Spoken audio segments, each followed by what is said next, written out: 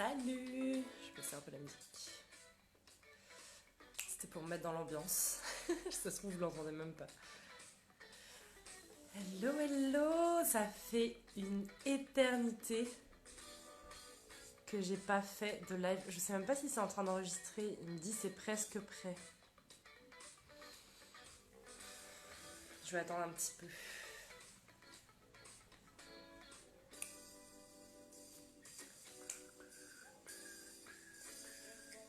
Ouais, bah je pense que ça... Ok. C'est bon, ça enregistre. Top! Ça enregistre! Je pense pas que je vais attendre que des gens se joignent à nous en direct parce que voilà, c'est pas grave s'il y a personne qui est là en direct, c'est pas tant le propos. J'avais envie de faire un live parce que j'avais pas envie d'enregistrer une vidéo. Je trouve que c'est plus spontané, c'est plus cool aussi pour ceux qui regarderont en replay de regarder un live. Je suis moins. Enfin voilà, il n'y a pas besoin, je vais pas chercher à faire du montage, des retouches, c'est plus direct. Voilà, donc bienvenue sur cette vidéo, ce live où je vais parler de plusieurs choses. Je vais vous faire un peu un bilan des 4 ans d'entrepreneuriat que je viens de passer. Qu'est-ce qui a fonctionné, qu'est-ce qui n'a pas fonctionné. Je pense que ça peut être intéressant pour les personnes... Je vais baisser la musique, ça me déconcentre. Pour les personnes qui sont dans l'entrepreneuriat ou qui souhaitent se lancer dans l'entrepreneuriat, ou même les personnes qui ne sont pas dans l'entrepreneuriat et qui, je sais pas, qui sont curieuses de ça. Voilà, je sais que moi souvent écouter des témoignages de personnes qui sont dans des situations similaires aux miennes, je trouve ça assez enrichissant, donc je me dis que ça peut l'être pour vous aussi. Et aussi c'est un peu ma manière de back in the game parce que ça fait 1 an quasiment que je suis très peu active en tout cas sur les publications Instagram, parce que je publie toujours en story. Ma life, plutôt un peu lifestyle, je publie toujours en story, je suis toujours active en story, mais en 1 an j'ai dû faire peut-être 10 posts, je sais même pas si j'en ai fait 10. Donc aussi un peu vous dire où j'en suis aujourd'hui, qu'est-ce que je fais, pourquoi je reviens in the game. Et aussi, oui, je regarde mes notes là parce que j'ai pris des notes sur un peu tout ce que je voulais vous dire, parce que moi je sais que je peux m'éparpiller, oublier des trucs. Donc là, au moins avec les notes, ça sera pas le cas. Et un peu vous dire tout ce que je peux plus saquer, tout ce que je peux plus voir dans tout ce qui est le monde du développement personnel, tout ce qui me saoule, tout ce que je veux plus entendre. Voilà. Ah, salut! Ah non, je peux pas... Bah non, tu peux pas faire... Il y a quelqu'un qui me demande de faire de venir en direct avec moi, mais... Non. C'est pas possible, c'est pas l'idée d'aujourd'hui, désolée. Voilà, et à la fin, je vous parlerai évidemment de Inner Dance, de ce à quoi je me suis formée, ce à quoi je suis en train de me former. Peut-être qu'il y en a qui connaissent, qui savent déjà ce que c'est l'Inner Dance.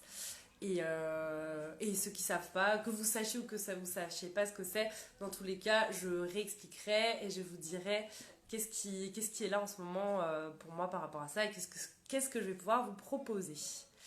Voilà. Et à la fin aussi, je vous ferai peut-être un petit tirage, pourquoi pas. Voilà donc un peu pour le programme de ce dont je vais vous parler aujourd'hui. Salut à toutes les personnes, je vois pas les noms, mais salut à toutes les personnes qui arrivent sur le live. Si vous n'avez pas vu le début, vous pourrez revoir le replay, c'est pas grave. Donc on va commencer par un peu le bilan donc, de ces 4 ans d'entrepreneuriat.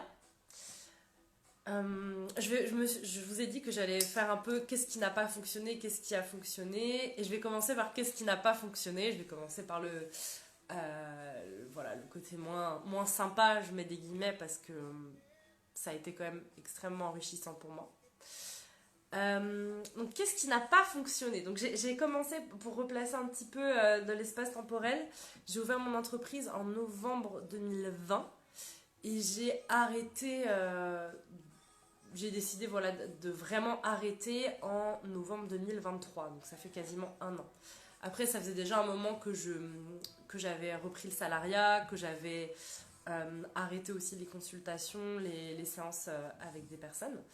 Mais voilà, j'ai vraiment décidé, je me suis dit, allez, ça fait pile 3 ans, ça fait un peu de date dans le calendrier. Donc, qu'est-ce qui n'a pas fonctionné après, donc on est donc 4 ans plus tard. Je suis entrée dans l'entrepreneuriat, alors j'ai envie de dire, j'allais dire pour de mauvaises raisons. Il y a des bonnes et des mauvaises. Mais on va dire que mon moteur premier, c'était un profond rejet pour le monde du travail.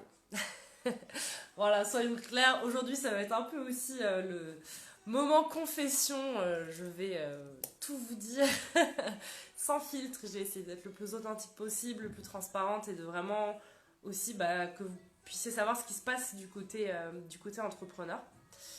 Et pour les gens qui sont entrepreneurs, ça vous fera peut-être résonner, ça vous fera peut-être du bien aussi d'entendre certaines choses et certaines personnes partager ça. Donc je suis vraiment entrée dans l'entrepreneuriat parce que j'en pouvais plus du monde du travail, parce que c'était vraiment un espace de souffrance pour moi. Voilà, après, comme je dis, il y a bonnes et mauvaises, mais les mauvaises raisons ne sont pas forcément des mauvaises, parce que on peut démarrer quelque chose à partir d'un espace de stress et de manque, et on se dit... sur pourquoi ça n'a pas marché, j'espère que tu rebondiras. Merci. Je vais aussi dire ce qui a marché, hein. Je vais aussi parler, je lis les commentaires, je vais aussi parler de ce qui a marché en fait. Je vais pas parler de ce qui n'a pas marché, et je vais expliquer aussi pourquoi, de quelle manière je reviens là-dedans.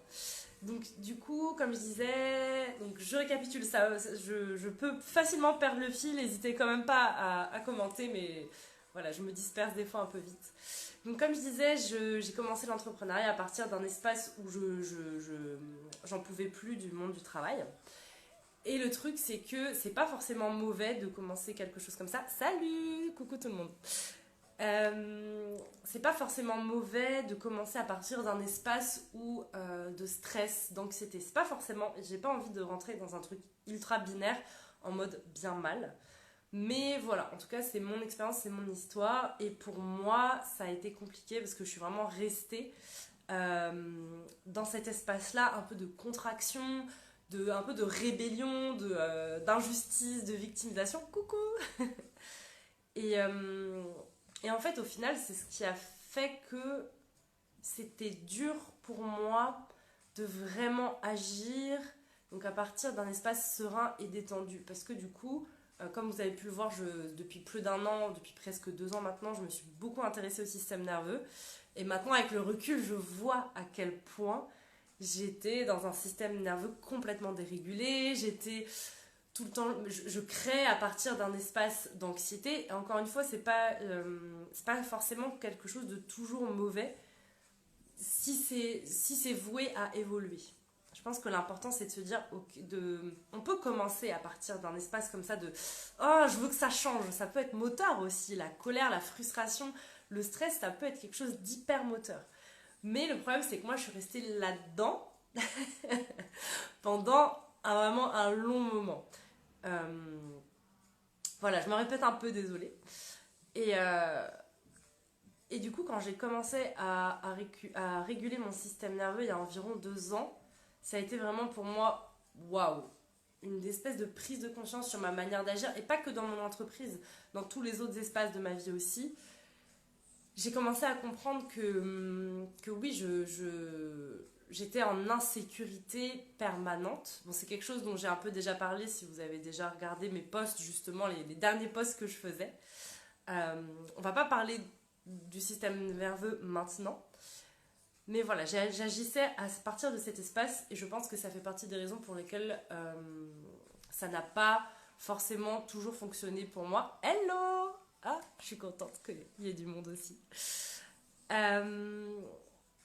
Et du coup, pour passer, je regarde mes notes, donc pour passer au point suivant, c'est que du coup, comme j'étais dans cet espace de stress, de peur du manque permanente, donc comme je disais, c'était difficile pour moi de créer et notamment de fixer des prix qui m'honoraient et tout simplement, au-delà de m'honorer, qui me rémunéraient justement et qui payaient mes charges et mes taxes. Parce qu'on est taxé quand on est auto-entrepreneur, c'est pas un secret. Et en fait, j'avais énormément de mal à fixer des prix où je me disais, bon, bah, faut que je me paye moi, le temps, l'expertise que j'offre, faut que je prenne en charge mes taxes, faut que je prenne en charge, enfin, il y a beaucoup de choses à prendre en charge, en fait, quand on est entrepreneur dans un prix. Oui, moi aussi, la régulation du système nerveux change énormément de choses pour moi et pour l'entrepreneuse que je suis. Mais oui, mais tellement. Mais c'est incroyable de... Franchement, pour moi, aujourd'hui, je me rends compte... Franchement, quand on veut être entrepreneur, peu importe ce qu'on a envie d'entreprendre, c'est primordial de réguler son système nerveux parce qu'on va être face à des choix, à des situations où on va être en insécurité, on va prendre des risques et du coup la régulation du système nerveux pour ça c'est juste, enfin pour moi ça a été vraiment un game changer, ça a été même pour moi la régulation du système nerveux ça a été plus puissant que les soins énergétiques que j'ai pu faire, ça a été vraiment encore plus impactant.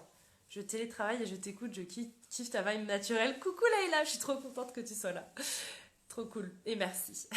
Moi aussi je kiffe ta vibe. Donc du coup pour revenir au prix, donc voilà, j'étais pas à l'aise avec les prix que je pratiquais. Soit je me bradais en fait, soit clairement je pourrais pas vous dire les prix que je faisais, je me rappelle plus exactement. J'ai passé mon temps à les changer, à changer tout le temps, donc je me rappelle plus. Mais soit je me bradais, soit je me disais bon allez, je m'autorisais à augmenter mes prix, mais j'étais en insécurité totale avec les prix que je pratiquais. J'étais au fond de moi, il y avait quelque chose qui disait mais pour qui tu te prends en fait, pour qui tu te prends, ce que tu offres n'a pas cette valeur là, tu n'as pas cette valeur là, enfin voilà, et ça c'est lié aussi donc au système nerveux parce que c'était mon rapport à l'argent, mon rapport à la sécurité et à l'argent et comment j'étais en sécurité avec le fait de recevoir de l'argent. Tout à fait d'accord pour le système nerveux. Mais oui, en plus, Leïla, elle est dans la formation dont je vous parlerai tout à l'heure après, Inner Dance. Et Inner Dance, on a vraiment appris beaucoup de... Enfin voilà, comment ça fonctionne le système nerveux, encore plus par rapport à la manière dont on pratique. Enfin, je vous raconterai ça après, plutôt en fin de live. Mais oui, le système nerveux, c'est la base. C'est vraiment la base. Et enfin, donc, dans la catégorie, donc, qu'est-ce qui n'a pas fonctionné pour moi après ces 4 ans d'entrepreneuriat, c'est toutes les injonctions dégueulasses qu'on entend sur l'entrepreneuriat que je ne peux plus voir en peinture, qui me sortent par les yeux. Mais comme beaucoup de personnes, je suis aussi tombée dedans de me dire qu'il faut trop que je sois une girl boss hyper abondante, que si je suis pas en train de travailler à Ibiza, c'est vraiment que je suis trop nulle. Si je fais pas des chiffres d'affaires absolument tous les mois absolument incroyables, c'est que je suis pas dans le succès. Voilà, je suis vraiment tombée là-dedans et juste pour moi, je pense que j'ai une manière de pratiquer l'entrepreneuriat qui est peut-être pas comme la plupart. Moi, j'ai pas... Enfin... Maintenant que j'ai du recul, j'ai conscience que j'ai vraiment envie de, maintenant que je vais y revenir, de créer un système qui soutient les moments où j'ai besoin de me reposer, les moments où j'ai pas envie de créer. Pour ceux qui connaissent un petit peu le Human Design, moi je suis manifesteur et j'ai vraiment des moments où je suis à plat, où c'est juste créer, donner mon énergie vers l'extérieur. Il y a des moments où c'est juste pas possible pour moi. Donc voilà, j'ai à cœur de créer un modèle d'affaires qui soutient ça aussi pour moi. Et c'était pas du tout le cas dans un peu ce que... Il y a 4 ans, en tout cas, ça a évolué ces dernières années, je trouve. Je sais pas ce que vous en pensez, mais je trouve que ça a évolué quand même. On voit d'autres propositions de modèles de business qui pop-up un peu partout et ça fait du bien. Mais en tout cas, quand j'ai commencé, il y a 4 ans, c'était vraiment... il fallait tout le temps être à fond, fallait tout le temps... faire 10 affirmations, blablabla, pour être hyper abondante, et moi ça me gonfle en fait, voilà. Comme ça c'est clair. N'hésitez pas à poser des questions ou à rebondir, c'est avec plaisir. Donc voilà un petit peu pour qu'est-ce qui n'a pas fonctionné pour moi dans ces 4 ans d'entrepreneuriat. Maintenant, je vais passer à qu'est-ce qui a fonctionné, qu'est-ce qui a été cool, qu'est-ce qui a été bénéfique. Donc, je regarde toujours mes notes. Donc oui, le premier truc que j'ai noté, c'est que ça m'a montré que j'étais capable, que ça m'a donné confiance en moi.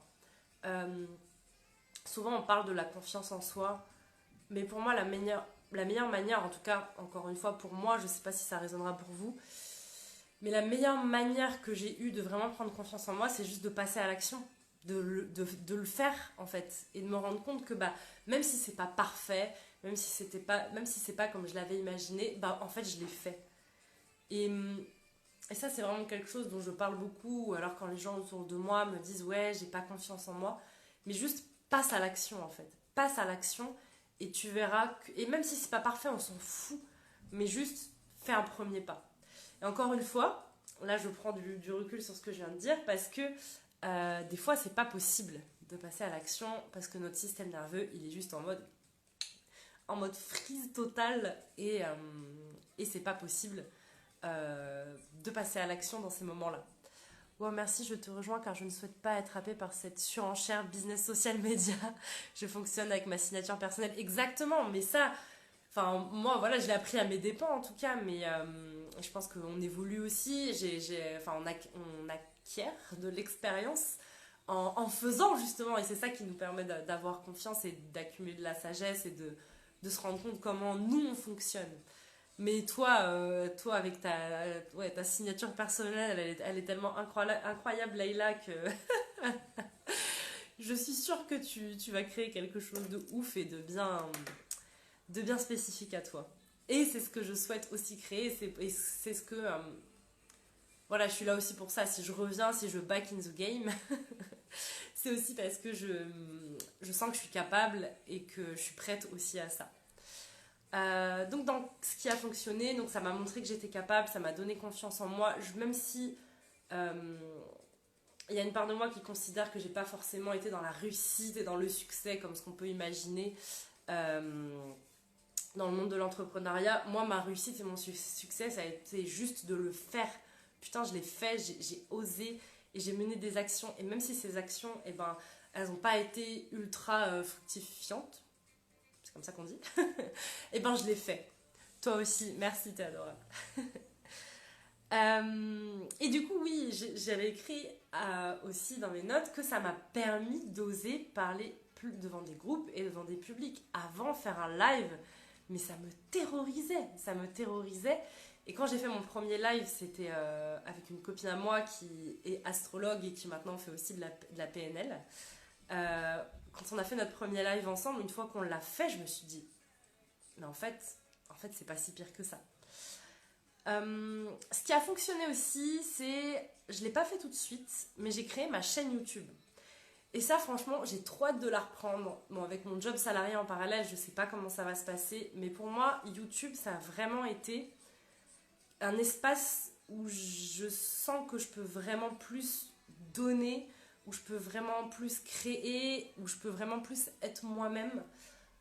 Ça m'a aussi appris à faire du montage audio, du montage vidéo, à créer des soins, parce que sur ma chaîne YouTube, vous pouvez encore la retrouver via le lien en bio.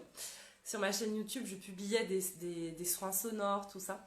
Et ça m'a vraiment permis d'acquérir ces compétences qui me sont très utiles en montage audio pour aujourd'hui, pour ma formation dans ce moment en Inner Dance. Je vous en parlerai après. Donc voilà, ça m'a quand même permis d'acquérir des connaissances et des compétences à ce niveau-là, et j'ai vraiment adoré sur YouTube l'interaction aussi avec les personnes. C'est pas du tout le même rapport, je trouve. YouTube, Instagram, ça n'a rien à voir, et je pense que YouTube c'est un peu plus ma vibe, même si j'aime bien Instagram et que ça permet de connecter plus directement. Voilà, j'ai apprécié découvrir YouTube et j'ai hâte de réinvestir ma chaîne. Oui, et enfin, ce qui a fonctionné dans mon entreprise, c'est les rencontres. que j'ai faites grâce à ça. Bah, notamment Émilie qui est là, tous ceux qui brillent, que j'ai rencontrés via Instagram et via l'entrepreneuriat. Mon amie Camille, je pense pas qu'elle, non, je pense pas qu'elle soit là, elle doit être au taf, mais qui maintenant elle a plus son entreprise, mais ensemble maintenant c'est vraiment une de mes meilleures amies. On a aussi créé des événements, on allait dans un parc pas loin de chez nous, où on rassemblait des gens, on faisait des cercles de tambours, où on chantait. Voilà, j'ai aussi organisé dans le concret, dans la matière, dans le réel, des événements qui m'ont beaucoup apporté, et encore une fois je me suis dit je suis capable de le faire. Et c'est tellement cool de rencontrer les gens en vrai, de connecter en vrai, d'avoir le feedback aussi en direct. Et oui, j'ai aussi noté, j'avais fait une formation en soins énergétiques sur une journée où j'ai adoré transmettre, et c'est là que je me suis rendu compte aussi à quel point pour moi c'était vibrant de transmettre, d'être dans cette position de l'enseignante. Ouais, ça m'a beaucoup fait kiffer, et je pense que je vais au début, quand je vais repartir là sur mon entreprise, me concentrer sur ce qui est événement en direct. Je vais chercher le chargeur de mon ordi parce qu'il s'est éteint et j'avais pris d'autres notes dessus, j'arrive tout de suite.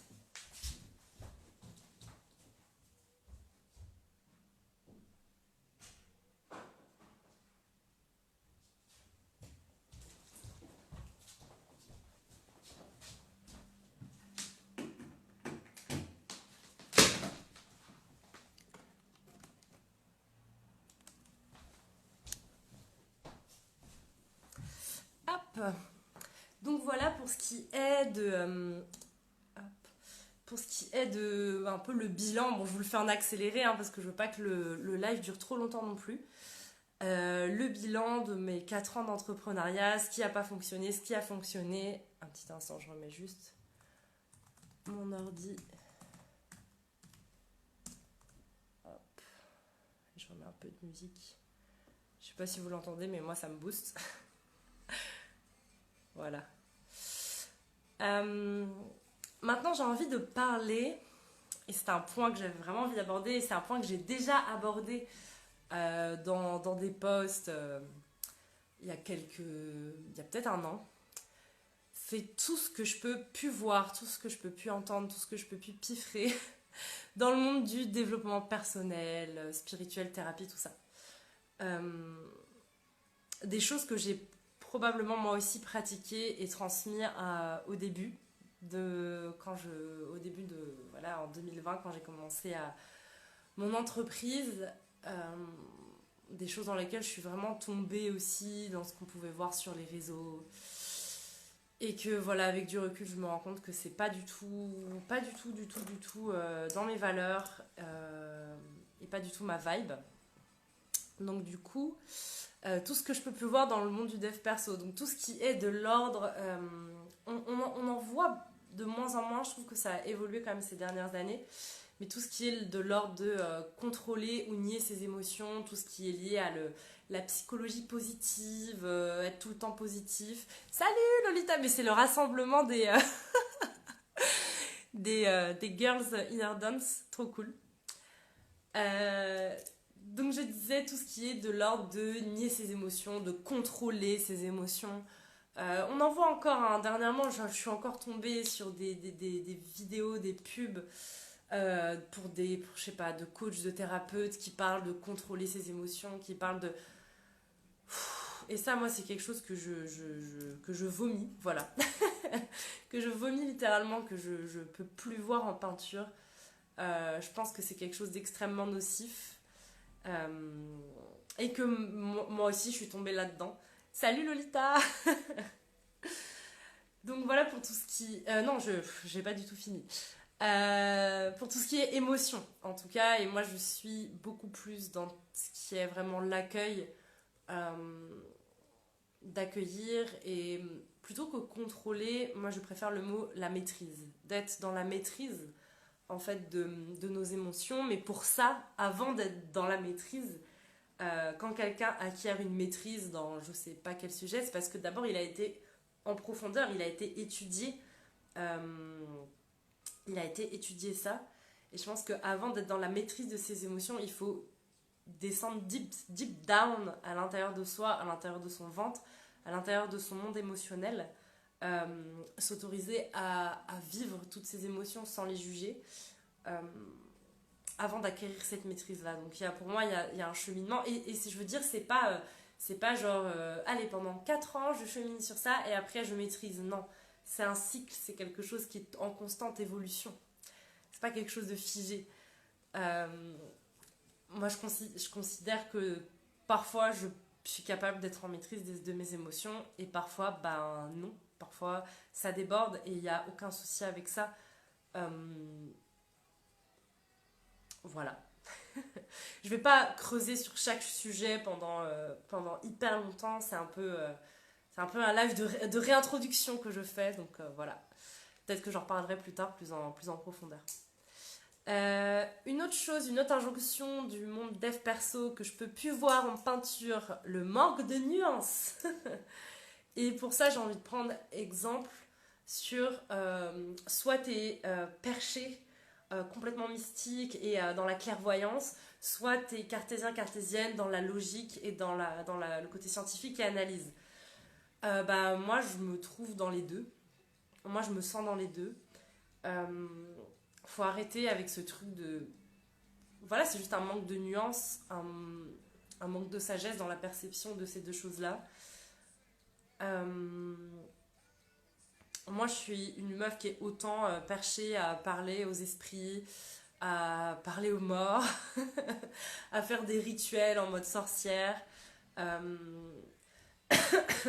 Voilà, à être dans mes capacités extrasensorielles, dans... Youpi, non-dualité, c'est exactement ça. T'as mis le mot, c'est la non-dualité. Il y en a marre de ces trucs-là. Et même des fois, hein, je vois que j'ai peur encore de dire des choses parce que je me dis, mais je vais passer pour une meuf, mais complètement chez père. Et en fait, de plus en plus, j'en ai plus rien à faire. Voilà. Et en même temps, de tout ça, je suis aussi une personne qui aime analyser, qui aime comprendre, qui aime chercher la raison, qui aime avoir un raisonnement aussi structuré, et qui aime aussi le côté étude entre guillemets, la perception biologique scientifique du corps humain, de comment on fonctionne, de notre biologie interne. Donc par exemple avec le système nerveux, c'est pour ça que je m'y intéresse beaucoup aussi depuis 2 ans, parce que je trouve ça extrêmement complémentaire à tout ce qui est énergétique, thérapeutique dans la manière dont moi je le pratique.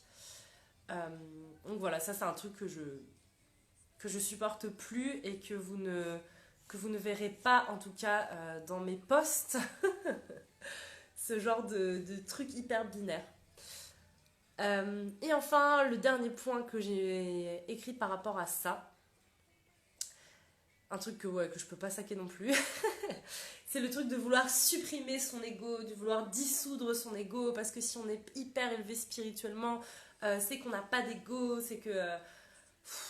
en fait, si t'as un ego, et en fait, si t'as pas d'ego, juste tu ne fais rien dans ta vie. Genre, c'est lui qui te permet d'être dans la matière, d'être incarné, d'avoir des motivations.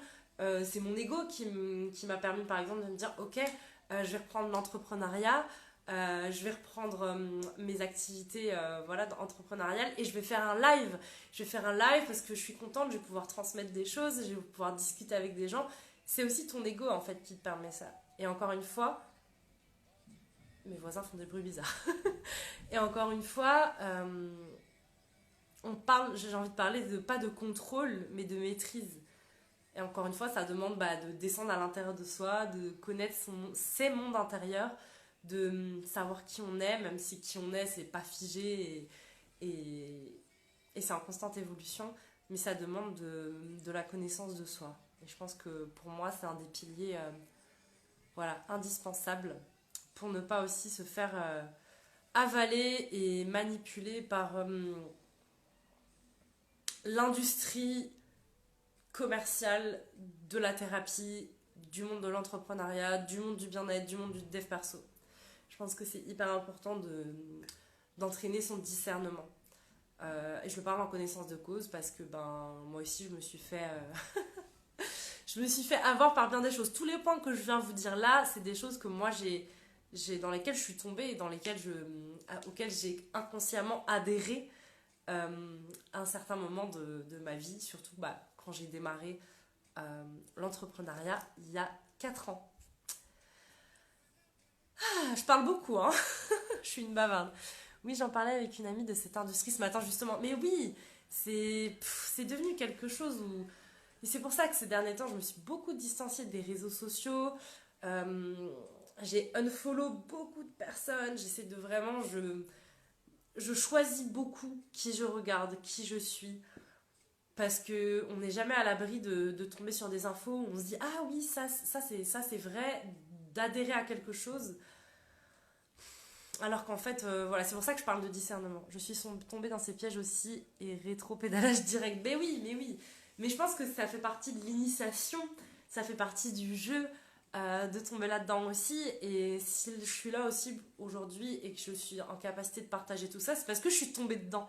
Enfin, je pense que tout le monde, oui, on est tous plus ou moins tombés dedans. Exactement, exactement. Et je pense que c'est... là, le monde de la thérapie, de l'entrepreneuriat, bien-être, tout ça, ça évolue vite. Et, euh, et voilà, il faut faire attention à ne pas se laisser embarquer par la moindre nouvelle mode ou le nouveau truc à la mode et de savoir rester aligné et centré dans qu'est-ce qui est vrai pour nous. Et je trouve que c'est pas forcément évident. Et qu'on l'apprend à ses dépens, mais c'est nécessaire en fait. C'est nécessaire, c'est un passage nécessaire euh, à un moment dans sa vie d'entrepreneur. Ok, pour terminer ce que je voulais vous transmettre, ce que j'avais à dire, enfin pour terminer, j'ai encore 2 points. J'avais noté où j'en suis aujourd'hui, pour que vous sachiez un petit peu. Donc aujourd'hui, j'ai repris un travail salarié. Je suis responsable dans une super boutique que j'aime beaucoup. Je suis en CDI et donc du coup gros retournement de situation par rapport à ce que je disais au tout début du live. Je disais que j'ai commencé l'entrepreneuriat parce que j'en pouvais plus du monde salarié. J'ai un appel en même temps.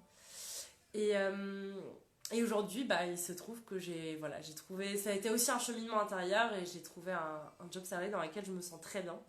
Je sais pas combien de temps ça durera, mais pour l'instant, voilà, je suis là-dedans et c'est ok. Tout un chemin, lui, essentiel de voir ce qui est vrai pour soi, exactement. Parce que c'est pas parce que quelque chose n'est pas vrai pour soi que c'est forcément pas bien. Il faut aussi savoir ajuster en fait selon soi, selon ses propres spécificités et selon ce qui nous parle et ce qui marche pour nous. Donc du coup je disais, aujourd'hui voilà, j'ai retrouvé un job salarié, mais j'ai à cœur de en tout cas me remettre le pied à l'étrier dans le monde, dans mon entreprise euh, par l'Inner Dance. Donc il y en a peut-être qui connaissent et il y en a peut-être qui connaissent pas. Inner Dance, donc c'est la formation que je suis en train de faire en ce moment, ça se termine en décembre, il me semble. Les filles de ma formation pourront peut-être me confirmer ça. Mais ça se termine en décembre, mais on est invité par notre formatrice à commencer à faciliter ces espaces dès maintenant.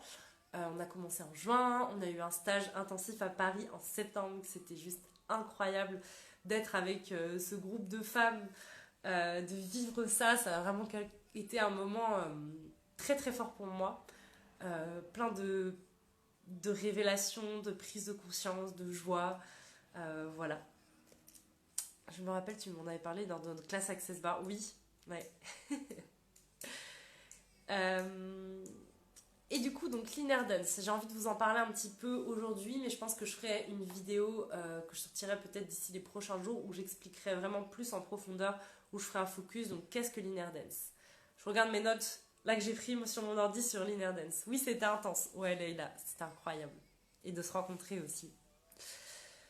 Donc l'Inner Dance, ça peut être vu comme un processus multisensoriel, multidimensionnel, qui vise à réharmoniser de manière globale notre être. Donc via la stimulation des sens, la libération émotionnelle, la régulation de notre système nerveux et de notre physiologie, des activations énergétiques. En fait, il y a plein de choses qui peuvent se passer dans une séance Inner Dance et c'est ça qui est incroyable. Donc, comment se passe une séance concrètement? Parce que là, je vous dis ça, mais comment ça se passe? Donc ça peut être soit en individuel, soit en groupe.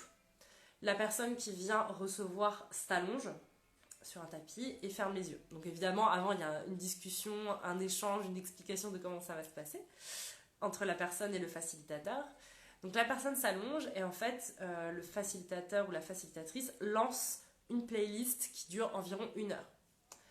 Et donc c'est cette playlist et la présence, l'espace de conscience que le facilitateur ouvre qui vont permettre, comme je disais, les libérations émotionnelles, les activations énergétiques, la régulation du système nerveux, de notre physiologie, le rééquilibrage global de notre être.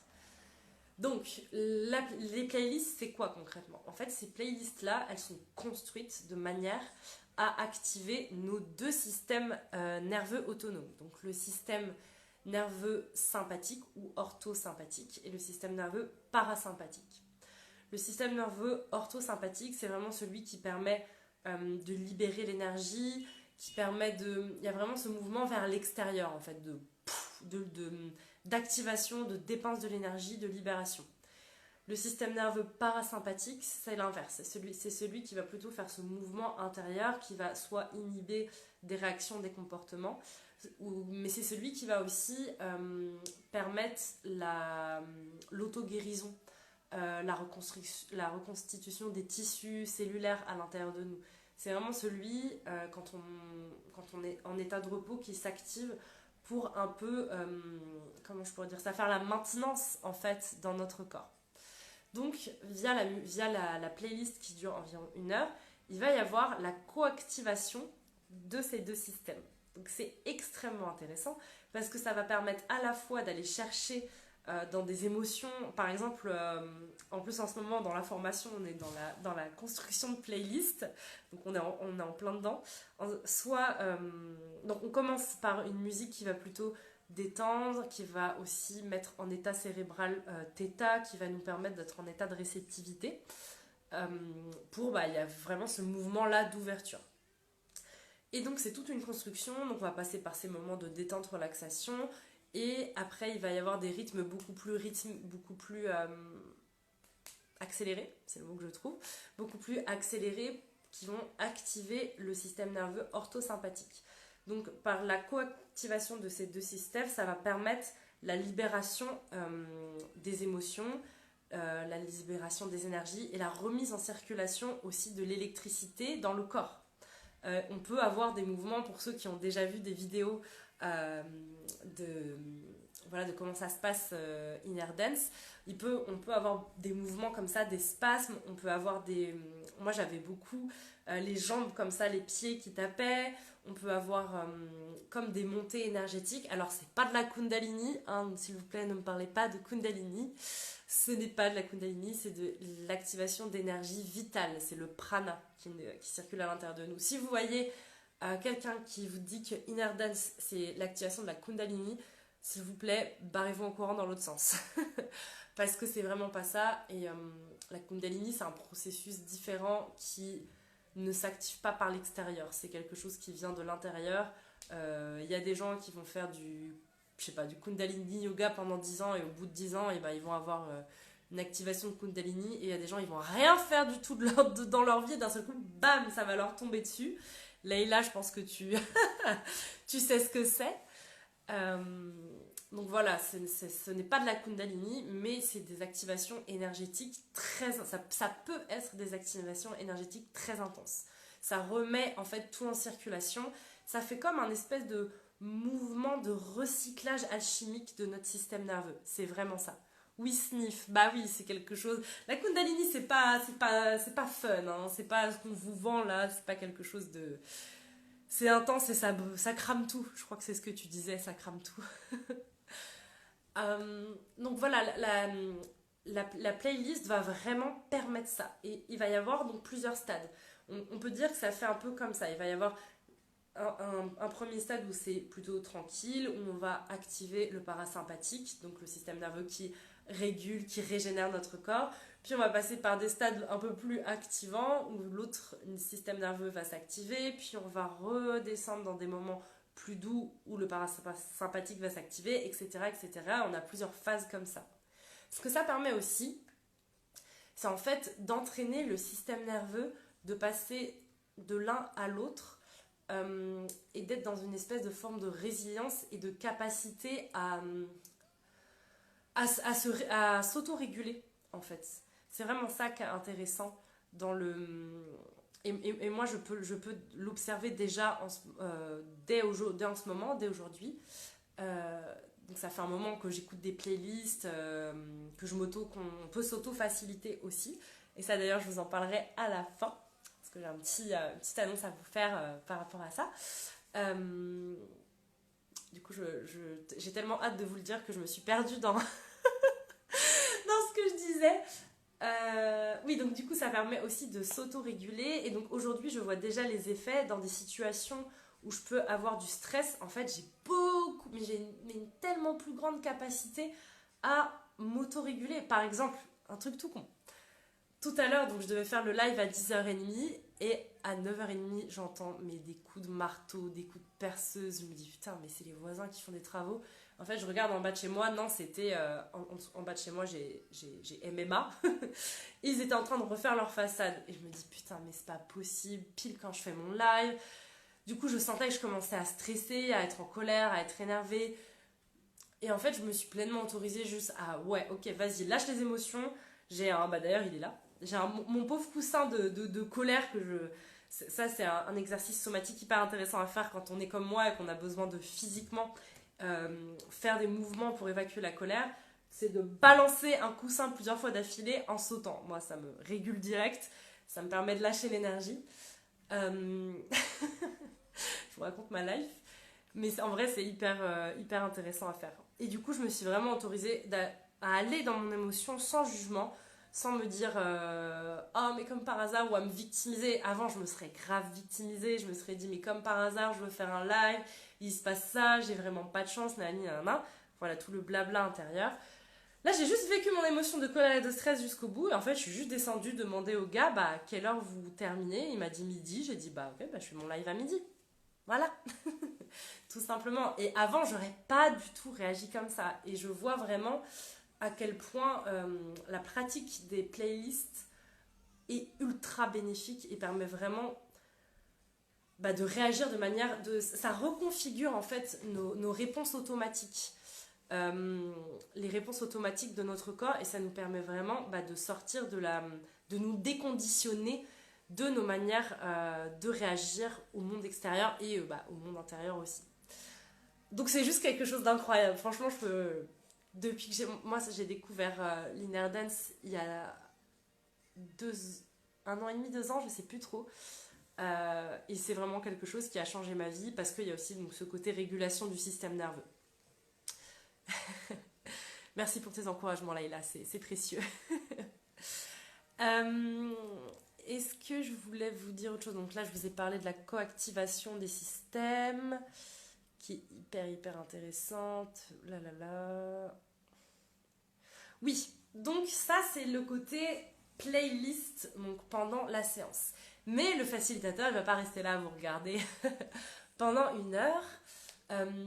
La personne qui vous facilite peut et va aussi intervenir sur vous. Et donc, nous, quand on est formé, on apprend exactement où toucher. Salut. C'est des nouvelles personnes qui arrivent en cours de route, c'est cool aussi. Donc on peut venir stimuler des espaces du corps par rapport à ce qu'on ressent, par rapport à l'énergie aussi qu'on ressent.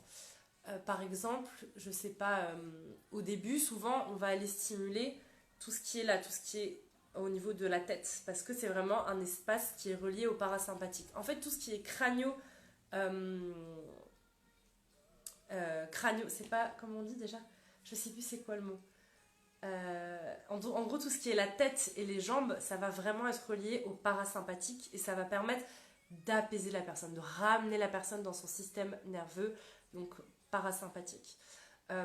Tout ce qui est thoraco-lombaire, si on active ces zones, ça peut lui permettre, par exemple, si on voit que la personne elle a un peu du mal à s'activer, à libérer les émotions, que ça crispe un peu, et ben on peut aller toucher toute cette zone thoraco-lombaire parce que ça va être lié au système nerveux orthosympathique et ça va donc réveiller cette capacité à laisser sortir l'énergie, à extérioriser, à libérer les émotions, en fait, tout simplement. Donc il peut y avoir, donc, en plus de la playlist, il y a aussi les interventions du facilitateur, de la facilitatrice. Moi, étant aussi énergéticienne depuis 2019, je fais aussi, clairement, j'interviens aussi en soins énergétiques. Et aussi, en tout cas dans la formation qu'on fait avec Antonella, c'est une part très importante et moi j'adore, c'est quelque chose que je faisais déjà pour ceux qui me suivent depuis un moment, vous savez, c'est de pratiquer le light language, le langage de lumière, le langage galactique, le langage chamanique, vous l'appelez comme vous voulez, c'est juste des vibrations différentes à chaque fois, mais de faire des chants, moi j'aime beaucoup faire des chants de light language, vous pouvez en retrouver sur ma chaîne YouTube ou même je crois sur mon compte Insta, c'est quelque chose d'hyper puissant, c'est vraiment un langage qui nous reconnecte à d'autres parts de notre être et qui transmet une vibration qui va vraiment venir alchimiser, toucher, transformer certains champs, notre champ énergétique en fait. Donc il y a aussi donc, cette partie du toucher énergétique et du champ light language. Tac tac tac, salut. Envoyer pour faire. Cool, il y a du monde. Ok, de quoi je voulais vous parler aussi? Oui, donc l'inner dance, via la régulation du système nerveux, ça permet aussi de réguler tous les processus physiologiques liés au système nerveux, que le système nerveux a en charge. Donc, je regarde mes notes parce que j'ai pas tout comme ça en tête. La digestion, la tension artérielle, la respiration, le métabolisme, la réponse sexuelle, l'appétit, le sommeil. En fait, ça va vraiment permettre une réharmonisation globale sur ce qui est présent, qui est remonté à la surface ici et maintenant chez la personne qui reçoit, qui est facilitée en fait. On peut avant une séance inner dance, poser une intention. En tout cas, moi, c'est des choses... Des fois, je le fais, des fois, je le fais pas. Ça dépend vraiment. Des fois, je vais faire une playlist, je vais m'auto-faciliter, je vais m'allonger, je vais écouter la playlist, je vais pas forcément poser d'intention. Mais on peut, en tout cas pour moi, et je l'ai fait plusieurs fois et ça marche très bien, on peut poser une intention.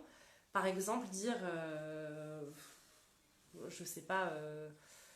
j'ai pas d'exemple là qui me vient à l'esprit, mais si vous avez envie de travailler sur une thématique en particulier, vous pouvez...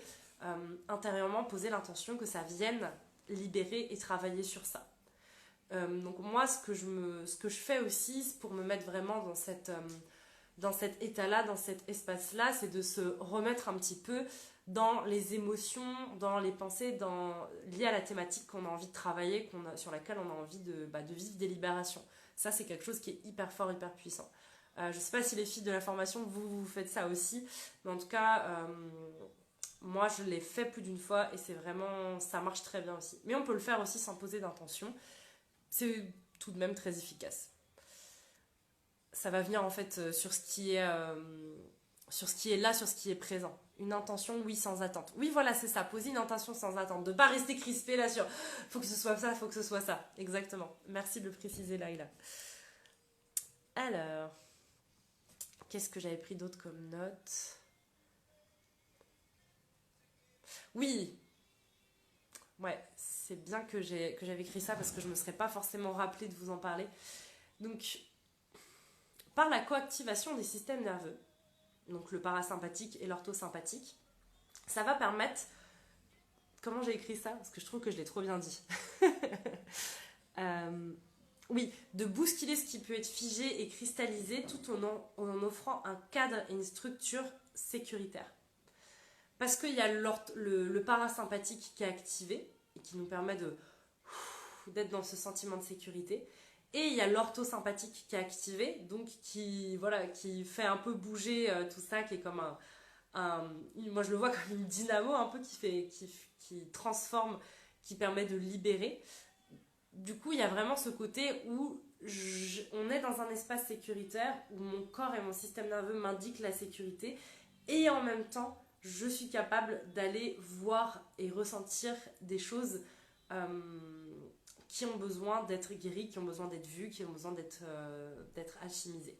Donc ça, c'est vraiment quelque chose aussi de très... parce que des fois, pour les personnes qui sont là et qui sont thérapeutes, ou pour les personnes qui sont là et qui ont déjà fait des séances voilà, avec des thérapeutes, des fois, surtout quand on ne connaît pas encore très bien la personne, ça peut être compliqué de oser s'ouvrir, de oser libérer, de oser ressentir ses émotions.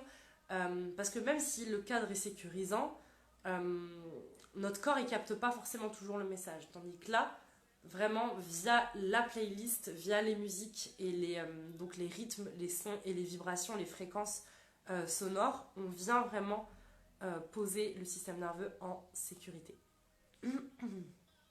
Donc du coup, c'est ce qui permet d'avoir aussi un vrai impact durable dans le temps. C'est pas juste vous venez à la séance et vous êtes et ça a des répercussions pendant la séance. C'est vraiment quelque chose qui dure dans le temps. Parce qu'il y a ce côté, hop, on ancre la sécurité et on opère le changement.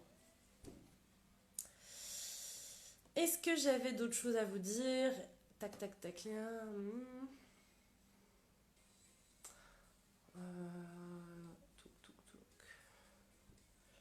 Les réponses inconscientes se modifient, on a plus conscience de nos états internes, plus de courage face à notre peur, plus de fluidité dans le vécu émotionnel.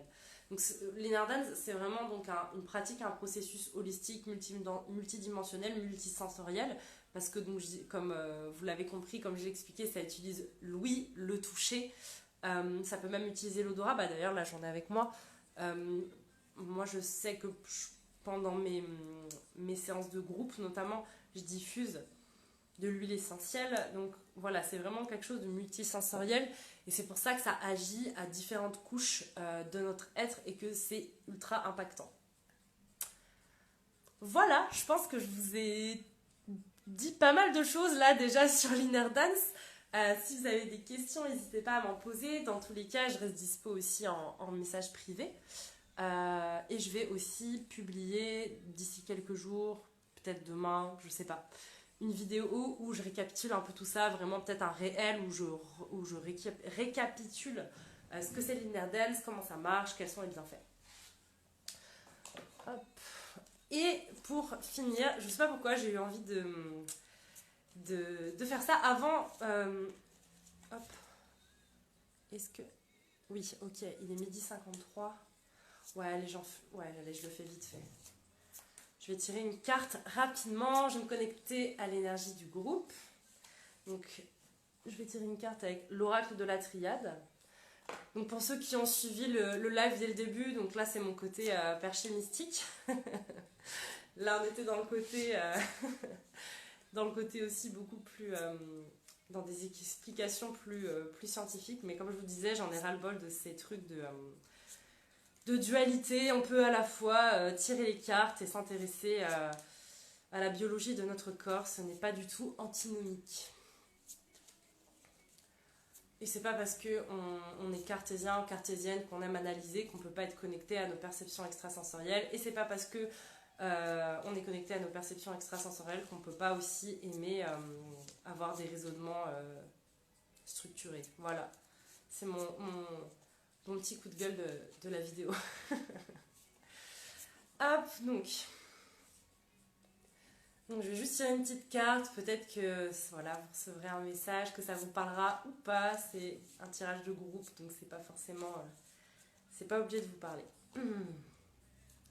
Même si vous regardez la vidéo en replay, ça peut aussi... Je me connecte à l'énergie de tout le monde.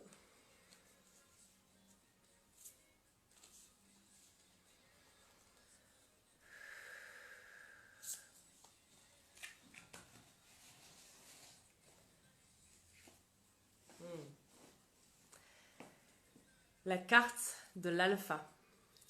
L'alpha, c'est le début, c'est le commencement. C'est justement la planification, c'est structurer, c'est commencer à créer. C'est... Ah, coucou Aurélie, je suis trop contente que tu sois là, mais t'arrives à la fin du live, mais ta présence est bienvenue quand même. Donc, je disais, la carte de l'alpha, c'est vraiment le commencement. Ce que je perçois vraiment, c'est la graine là, c'est la graine qu'on plante et on en prend soin, on la chouchoute, on lui envoie les meilleures énergies, on fait les actions pour qu'elle grandisse. C'est vraiment, ok, je vois deux énergies dans le groupe. Il y a soit ceux qui, bah, justement, par exemple, comme ça parle aussi pour moi, hein, je pense, qui commencent quelque chose ou qui recommencent quelque chose, qui sont dans l'énergie là un peu d'excitation du commencement, de planifier, de ok, comment ça va se passer, d'organiser tout ça. Mais il y a aussi le message pour certaines personnes de peut-être, ok, là ce que tu es en train de faire c'est très bien, mais peut-être réajuste un petit peu. Réajuste un petit peu, peut-être refaire retour en arrière, reviens peut-être un petit peu au début, regarde bah, justement un peu comme j'ai fait au début du live, faire un peu le bilan de tout ça, qu'est-ce qui a fonctionné, qu'est-ce qui n'a pas fonctionné, qu'est-ce qui marche bien, qu'est-ce qui ne marche pas. Il y a vraiment ce côté, et que ce soit dans votre vie pro, dans votre vie perso, dans votre vie de couple, dans votre vie en général, hein, c'est vraiment, là je tire juste la petite carte de manière générale, mais voilà, l'alpha c'est le commencement. C'est de vous dire bah, qu'est-ce qui peut être revu, qu'est-ce qui peut être redémarré, qu'est-ce qui peut être recommencé, pas forcément à zéro, mais qu'est-ce qui peut être corrigé, comment je peux rectifier le tir. Voilà. Merci beaucoup en tout cas aux personnes qui ont été là pendant le live et désolée aux personnes qui arrivent, mais c'est la fin. Vous pourrez regarder le live en replay, il sera dispo donc sur mon compte, mais merci quand même d'avoir répondu à l'appel. Merci beaucoup. C'était vraiment. J'étais toute excitée à l'idée de faire ce live, mais j'étais aussi un petit peu stressée parce que ça fait longtemps que j'en avais pas fait. Ça fait longtemps que je m'étais pas exprimée comme ça face caméra sur Instagram. Donc c'était trop cool aussi d'être là. Ça me parle retour au centre de mon cœur. Exactement. Ouais, il y a vraiment, t'as vu avec toute la géométrie là, il y a le centre aussi. Hein. Retourner en son centre. Comme on disait tout à l'heure avec Émilie, qu'est-ce qui est vrai pour moi? Merci beaucoup, merci. Et je vous dis bah, à très bientôt. Belle journée à vous. Ciao!